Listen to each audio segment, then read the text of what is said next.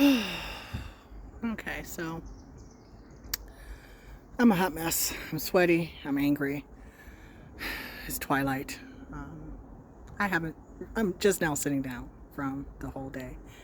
And I just want to share this. While my emotion is raw, because it's real. So I just started a new job yesterday. And I like it. It's intriguing. It's somewhat of a mystery. I'll share about the new boss in another happier post because he's already someone I think I'm going to remember for the rest of my life, and probably quote for the rest of my life as well. He said today, he goes, "I'm relieved you're here and I'm quite satisfied to have you here." And I said, I feel the absolute same way. After yesterday, I told him, I said, I went home yesterday and all I wanted to do was get into bed and just sleep because it was such a relief to finally have a job and to have something that I think I'm going to enjoy. And I didn't get to do that because I came home to see someone building a fence on my property. So encroaching on my property boldly and blatantly. And I told them not to do it, told them to take it down. They put it on their side last night. Today, I thought I was going to come home and sleep, what I didn't get to do yesterday, and just enjoy having a fucking job. Just enjoy having income that's going to pay for the remainder of this house to get done. To enjoy not having to worry about how I'm going to get my next order of supplies, right? But of course, that's too much for me to wish or to hope or to pray for, because today I came home to a full fence being up on my side of the fence that marks the property line. And these jerks, I think they pulled up while I was taking pictures of it because I took pictures so I could just have record. And it says something to the effect of, "Now what, feels silly," or something like that. I didn't say a word. I just walked back into the house, grabbed my saw, put my battery in, and came out and cut the fence down. And the whole time, actually the first couple cuts, I was shaking so bad and I almost put my hand in the way of the blade because I couldn't get the cut that I wanted. And I had to literally pull back and take a breath and tell myself I can't cut in rage because I might cut myself. I might cut off my own fingers. So I took a breath and calmly cut down the top of the fence and then clipped off the wires that was holding it up against the wire fence. And then I angrily chopped up pieces of the fence for spare parts. I'm keeping the 3x4s that I took apart. I use those, to continue to build things. I want to build a garden retainer or raised garden. Yay, now I have some wood for that. And the tops I decided to keep for to paint a white picket fence. So I didn't have space. I wasn't going to do a white picket fence, but now I have wood for a white picket fence. So I'm going to do a little white picket fence around my garden once I get to that, or maybe around the shed. Like maybe I'll make the little shed a little outhouse or something, whatever. But now I have wood for that. So, lesson there, folks, is every adversity there's a silver lining. And a silver lining in these people disrespecting me so blatantly and boldly and in my face is that I got free wood and I'm sharing it with the neighbors. So I also told the neighbors they can come grab some wood, and they are. And one of them, who's a few, they've been the neighbors. Most half my neighbors have been here for 30 plus years, so they grew up on the block, whichever. Others across the street that helped me out a lot. They've been here for about 7 years, 8 years. I'm the newbie owner at about 3 years. And so I was talking to one of them. I said, "Hey, do you want this wood?" He has property and he works as a side contractor. And he said, "Yeah." I said, "Well, I'm breaking it up. Do you want it whole or do you want it broken up?" He goes, "I want it whole." I said, "Well, he goes, "Can I come get it tomorrow?" I said, "I don't want them to get it back. I don't want them to get it back whole." So if you can come get it as soon as possible, because otherwise I want to break it up and they can have back the pieces if they want the pieces. He goes, "No, we'll come in the morning. We'll come in the morning and get it." He goes, "And hopefully they'll see us so we can start a conversation." I said, "Thank you. I appreciate that." And then he said something that just cracked me up because I can always find laughter. Thank God for that. He said, "They really don't know you." No, they don't know me. He said they thought a fence was going to stop you. Like, they don't know you built this whole house in a Kia Soul. And anyone has been following my page, the men on this block have been cracking up. And first of all, they were shaming me for, first of all, I don't have a Kia Soul. I have a Fiat 500. And since day one, they've been telling me, you're going to have to get a truck. When you going to get a truck? You need a truck to do all that moving you're doing.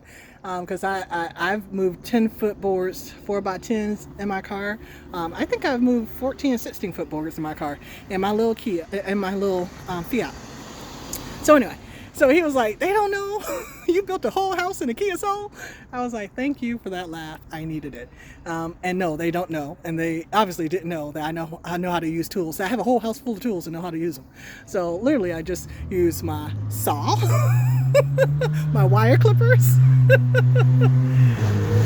and later a hammer and crowbar to separate the 3x2s from the boards. So it was quick work. And I shouted across to another neighbor who was just watching me do this, deconstruct the fence. I said, did it take less time than they took to put it up? Because I'm sure I made quick work of taking it down. But anyway, that's not the story I wanted to share. I wanted to share, but that's not the main. So what I wanted to share is the interview. So when I interviewed for the job that I started yesterday, first of all, this man is 88 years old, and he verbally clearly stated that he's winding down his estate. And he has a foundation. I'm working for his foundation. And he's basically structuring his estate to give away money for as long as possible. And so that's his wind down. And when I tell you God is so fantastic, like even in my anger, I see the blessing in all things. So what's wonderful about this opportunity is that I have been given tools in every single step of life for a next stage.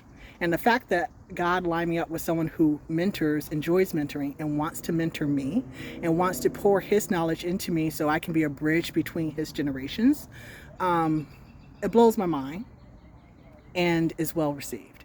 So essentially, he has 2 of his grandchildren working with his organization. His children are part of guiding the money, but they're not really interested in the whole organization. So his hope is that between his children's time and his grandchildren growing up, going through school and getting, situated in life, that the grandchildren will gain an interest in running his foundation into, well into the future. And so he wants someone there who can receive all the information he has, preserve it, and pour it back into his grandchildren when they are ready to receive it. I'm not promising anyone a lifetime, but I'm okay promising right now. Like, I'm intrigued right now. I'm happy to help right now. I'm happy to learn right now. Teach me. Okay. So this man in this interview, I think I had 4 2 to 3 hour conversations with him before he was like, okay, let's go. And none of the conversations were normal interview type conversations. Not quite spiritual, but very euphemistic, like ethereal type of thought processes and light and illumination and things like that. But basically, what are your motivators? And none of my motivations came up as money. So money was to ask about all of it. Am I motivated by wealth? Am I motivated by income? Am I motivated by money? Do I love money? Do I, all this other stuff? And I need money, but money is not my motivation to do things.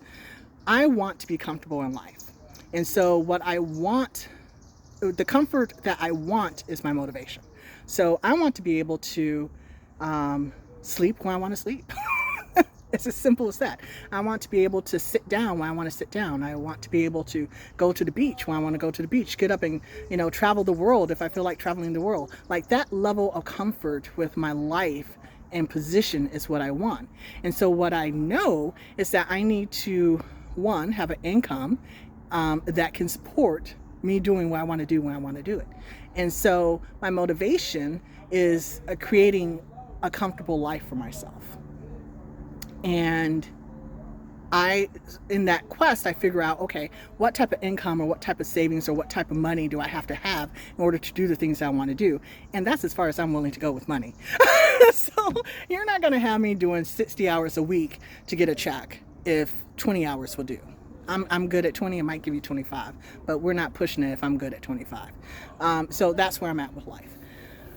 So this man, we're having this conversation, and at some point he asked me about, like joy came up, and I said, I've learned that people, I got wood chips in my hair from cutting, so I've been like pulling at it to get the chips out, so y'all just have to bear with me. I wish I could have videotaped the whole mad woman cutting down the wooden fence thing, because that was, in my mind, pretty badass. But anyway, he asked me something, so he said something that brought up joy, and I said, well, I've learned that people attack joy. Like everywhere I go, people attack my joy. And he goes, oh, that's interesting, I've never heard that. I said, you haven't, because if we're talking adjacent to spirituality, how, are you not familiar with people stealing joy? I didn't say that. I said, well, once you recognize that happening, you see it everywhere. And I told him, oh, this is how it came up, because I was in a battle with the city of Milwaukee.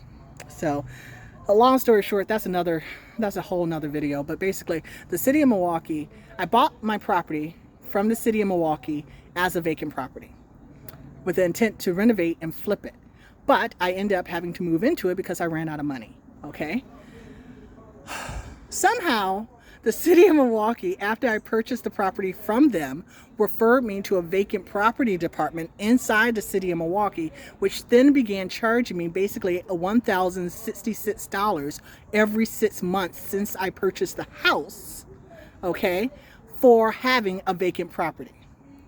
Okay, you follow? The city sold me a vacant property, then charged me $1,000 every 6 months for having a vacant property. The caveat here, however, is that I moved into the property within their 6 months of purchasing the property. And I didn't just move in without permission. I have a whole ass letter on the permit records website in the city documents that says we grant her temporary permission to live in a portion of her house as she continues to renovate.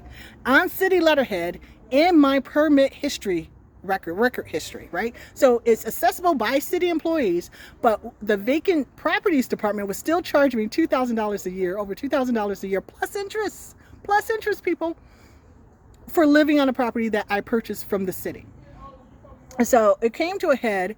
I like discovered the charge last year on my tax bill. Oh, and they put on my tax bill, by the way. That's the kicker. So they put on a tax bill. I did not receive any letters.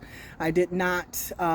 They were sending the letters to an address that I was at temporarily when I came back to Milwaukee to purchase the property before I moved in. So everything before I moved into this house in January 2022, from when I left Arizona in March of 2021, I was transient. I was living in hotels, Airbnbs, and temporary housing, okay?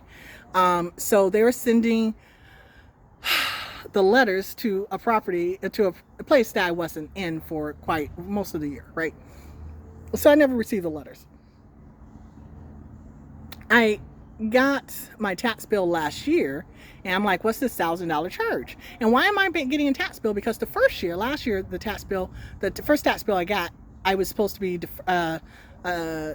they waived my taxes for buying a city property. So the first year I didn't owe taxes, so I wasn't even worried about it. I'm like, why? And then the second year I'm looking at this, I'm like, how do I owe $2,000? The first year was waived. The property tax on the property is like $600. Where's this $2,000 coming from? So I'm like flabbergasted. Go down to the city. I pulled up at City Hall, went to multiple offices,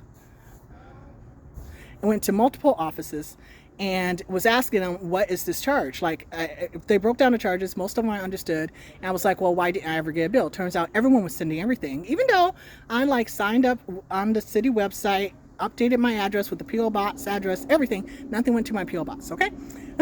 So I did my due diligence. I updated my address. I was showing up. I was looking for bills. They weren't sending it to the address that I put in the system. Okay, so here's what they're doing. I go to the city. I'm asking them, what's this $1,000 charge? They're like, oh, that's Department of Neighborhood Services. I said, but for what? Because I don't remember having a discussion with anyone for $1,000. Like, what? Because a renovation is expensive.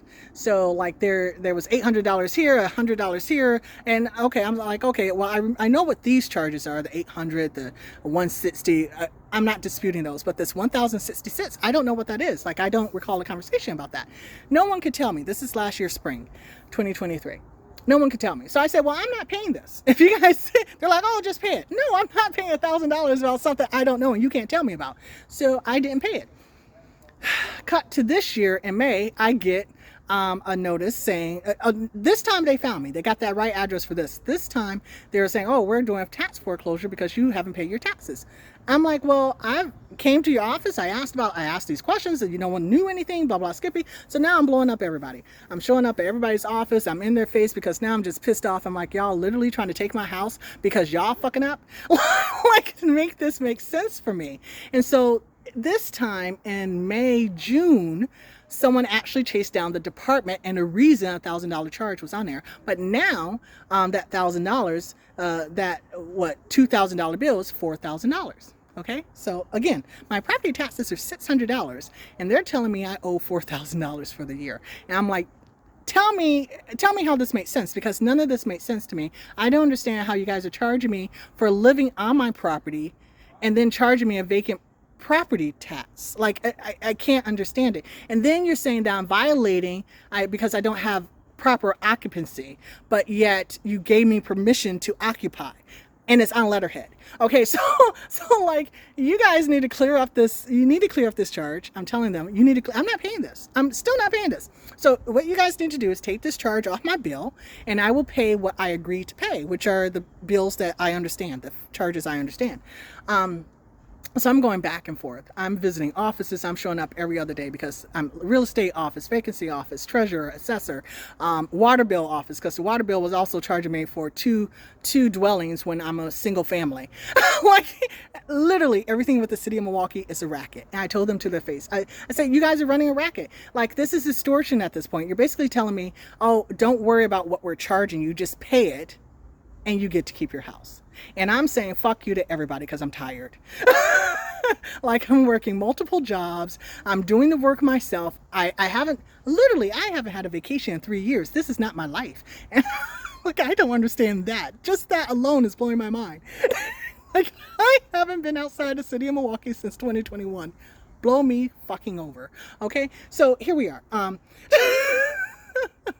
Try not to break. But anyway, so all that said, that's the fight with the city of Milwaukee. And that's been going on well over a year, but intensely since May. Okay? So I just paid them off. Just paid off the bill. They were going to foreclose today. I paid them off yesterday. And they agreed to take off $751 of the 1,000 plus tax. And while I'm talking to them, I'm like, that's not acceptable. Like, you need to take off everything. They're like, LaShonda, you're going to have to pay something. Come on, just work with us. I'm like, this is ridiculous. Like, you're charging me a vacancy fee for a property I'm occupying with permission. And you're like, just pay something. So I'm like, okay, you know what? This is a fair housing violation as far as I'm concerned. I'll deal with this later. I don't have the energy. So I pay the bill, pay them off. They're like, okay, you'll receive your redemption in the mail. I'm like, thank you. But they're also charging me for 2023, and of the $2,000, $2,100 in 2023, they charged me for vacancy. Again, on a property I live in with permission. I don't know why I need permission to live on a property I paid for in cash, but here we are. They agreed to take off $1,500, and the early interest comes off with that. So they're like, you have to pay something. You have to pay something. So now, essentially, I'm going through the whole occupancy permit process to get occupancy, even though I'm still working on a house, and that's why I had a temporary permission, because they told me that basically I could get occupancy once the house was finished and ready to rent out. So basically now they're saying, well, just apply for occupancy with the state that you're in. So the first floor is mostly done. I have a full kitchen. The bathroom is functioning, all this other stuff. I just have to tile it. So I had my inspection yesterday, and he was fine with it. The construction inspector was like, you've come a long way. He goes, I know how much. He was the one who actually did the framing and installation inspections for me. And he said, no, I remember. I remember how it looked the last time I was here. He said, you've come a long way, and I know how much work it took to get you here. And I was like, thank you so much. And he also gave me pointers on how to do the floor because I'm struggling with putting my floor down.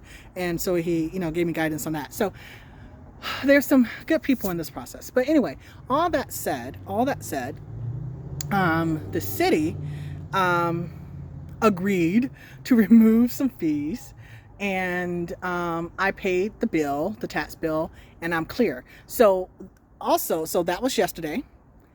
I started the new job yesterday. I had my inspection yesterday. Yesterday was exhausting. So I literally, all I wanted to do was come home and just go to bed, just crawl into my bed and rest. And that's when I got home and the devil was on to a new thing, right?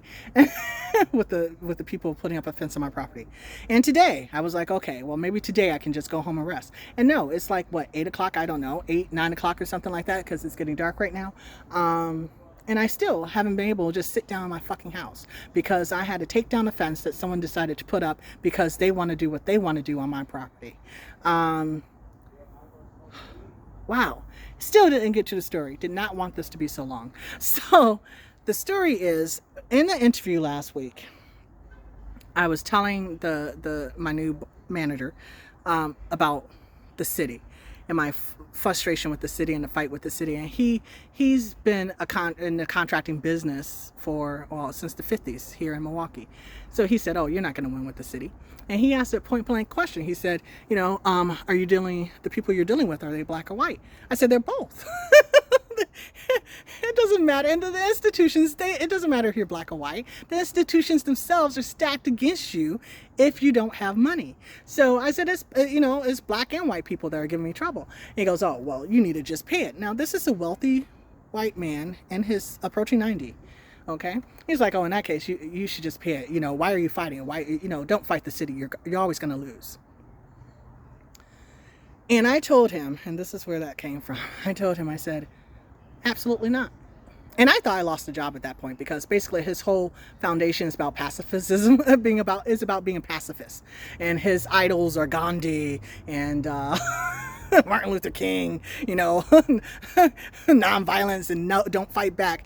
And I'm like, no, I'm past all that bullshit. I drank the Kool-Aid in high school and college, most of my 20s and most of my 30s. But in my 40s, I'm fighting back. But I didn't tell him that point blank. What I told him is that all my life, people have taken things from me. All my life. People just take. And I'm done with backing up and allowing people to take things from me. And the simple thing is, the city is being unfair. I know they're being unfair. They know they're being unfair. And I'm not going to act like it's okay for them to be unfair with me. So no, I'm not going to just pay them what they tell me to pay them just because they want me to pay it. And he goes, oh, you're a fighter, aren't you? He was all taken aback. And I'm like, oh, well, that's where I'm at. And I said, and another part of the conversation was, basically what I find is people are always attacking my joy. No matter where I am, they just won't let me be. They're going to violate something. And usually it's my home, it's my peace, it's my personhood. It's something that they're trying to destroy. And he was like, oh, I've never heard of that. I said, well, once you see it, you can't stop seeing it because it's everywhere. And this is a perfect example. But what he said to me, and this is the point of this long message, what he said to me was, well, if it's always happening to you, don't you think it's you? Like, why wouldn't that be you? And I looked at him. And it was such a man response, and such a response from someone who doesn't really know any adversity for any particular reason. And I said, do you think I went looking for the city to charge me a vacancy fee? Do you think I, waved down the city and said, hey, over here, I want you guys to charge me some odd fee and threaten to take my home? Do you think I went looking for that? He goes, well, of course not. I said, absolutely. Every time I've been violated in any type of way, it's been someone coming at me that I had no expectation, no understanding, no reason to expect them to come. Okay? And this situation with the neighbor is the same thing. I'm about to go look up this man's name and look up his business and search him down and look for all his other properties and go talk to all the people that neighbor his properties and ask them if he's violating their property lines, because I have a feeling that he's doing this wherever he owns property. And I'm about to just go ahead and ring some bells, right? So that's the level of piss off this man has gotten me. So I wasn't looking for him. I don't know who he is. I still don't know who he is. Like I said, I have to go look up his name. Couldn't put a face to a name or anything to save my life at this point, right? But he chose to violate me because he thought he could. For whatever reason. It could be that I'm black. It could be that I'm a woman. It could be that I'm in the hood. It could be that he just assumed that I'm somebody who don't know nothing about nothing, and he could take what he wanted to take with no repercussions. I didn't go looking for this. But now that he found me, and he found a version of LaShonda that's like, oh, I'm tired of backing down, I'm going to give you what you're asking for. Well, you know, I think he's reached a find out portion of his exercise, because I'm going to show you here what happened to the fence that he put up. So I don't like being an asshole. I try to do people how I want to be done. I treat people how I want to be treated, but I also treat people how they treat me. So I start off on a good foot, but when you get me on that bad foot, you're going to stay on it, and it's going to stay up your ass. And that's where we at. Hallelujah. Be blessed. I love y'all. Just, you know what? Be a blessing wherever you go. And even with this new adversity, I'm going to go sleep like a baby. I'm probably going to file a restraining order tomorrow, because I don't know what crazy fools like that want to do. Well, I can guess what crazy fools like that want to do afterwards. But we're going to get that restraining order done, and we're going to look up some folks. But I'm just going to keep on living my life. Be safe out there. Bye.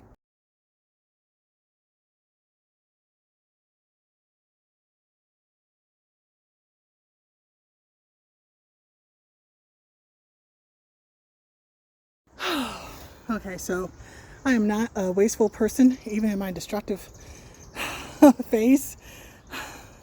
So what I decided to do is these smaller pieces, the tops I cut off, they can be a white picket fence around my garden. I'm still cutting up these larger pieces. That's going to be scrap right there that I'm giving to the neighbors for firewood. And these 3x2s I can reuse wherever, in the yard or in the house. So I'm looking at this as a gift. God is always good.